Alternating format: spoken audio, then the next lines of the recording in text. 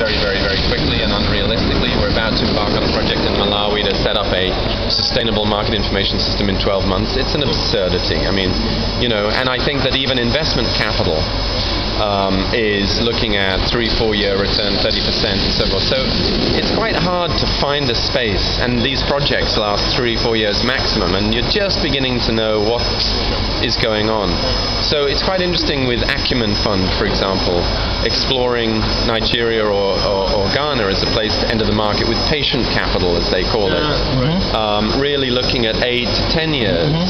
And I think that's really the model that we need to really support and encourage to come into these markets. And of course, I'm sure there's a question that I need not even ask. Like in your business, for instance, I don't think you've raised any funding from the Ghanaian banks. No, and we haven't, to be honest, we haven't tried. But do you have equity funding from Ghana? We're just about to get some equity funding, not from Ghana.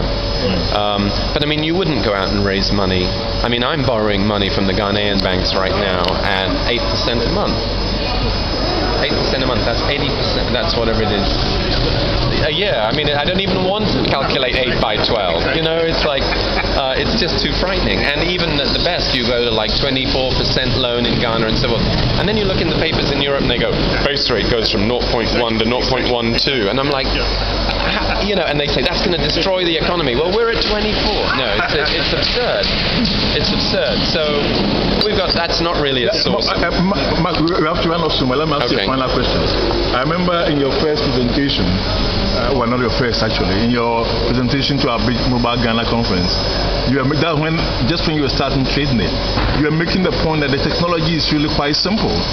And if I remember correctly, you were quite happy with the expertise, blah, blah, blah, that you had gathered for TradeNet. What do you think about, do you still maintain these views? No.